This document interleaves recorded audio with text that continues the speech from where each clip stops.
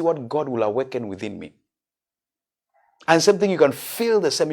You say, peradventure you may feel after him. When the times of refreshment come. They say, in him we live and move and have our being. In the livingness. He says, be still and know that I am God. Be still and know that I am God is not about, I'm being still, God, please show up. No. Be still and know that I'm God means you quieten the distraction that it may awaken from within you. And that power shall proceed from you. So the discrepancy that is there is this. He said, for instance, in Isaiah, it says, as my thoughts are not your thoughts and my ways are not your ways, as the heavens are far from the earth, so are my ways far from you. What does a religious person say? God's thoughts are far from our thoughts. That's not what it says. Because in the same way it says, as they do whatever, and then there's the rain. So it tells you, it's saying you about the vastness of God. And then it says, I can give you in the measures. That which is in God can begin to be trickled to you. That's what the rains are for. Where in that scripture, when he speaks about the rain that comes. So it means that, so it's not about an issue about my ways are far from your ways. No, it's putting that gap to pull your thoughts. So for instance, if I say, my ways are far from your ways, what have I done?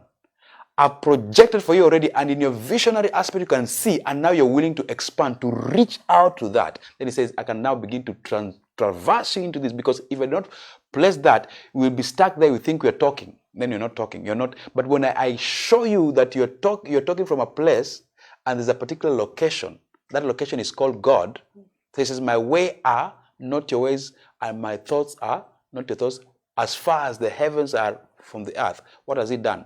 He has painted for you picture. So what does he do? He says, unlock from within. Acknowledge this. Stop resisting. That's the message there. Stop resisting. Perhaps I will show you. I'm giving you the vastness of it. I'm giving you the vastness because he has defined it. Once he has defined it, you're already there. It means you can be there in that moment. So you're like in the wow. Okay, so your ways are not my ways and your thoughts are not my thoughts, as the heavens are far from. So what does it do? It means now you're willing to receive knowledge that you're not willing to contain before. Because you've acknowledged there's a bigger spectrum. It means you've expanded the vessel of your capacity. That's the mystery embedded in that.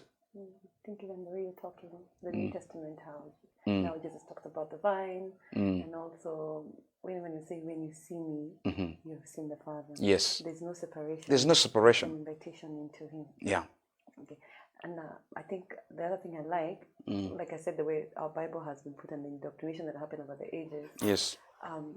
With this particular series, you're introducing us to the only word I can use is colorfulness, the colorful nature of God, how within himself, every form of personality, the number of people who are already in existence here on earth, they represent the facet of God that is within him. Yes, yes. And all...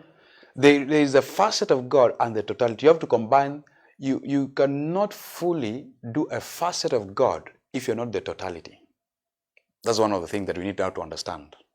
Oh, you have to be the full in totality. Yes. Of all? If you're a facet of God, you corrupt the other facets.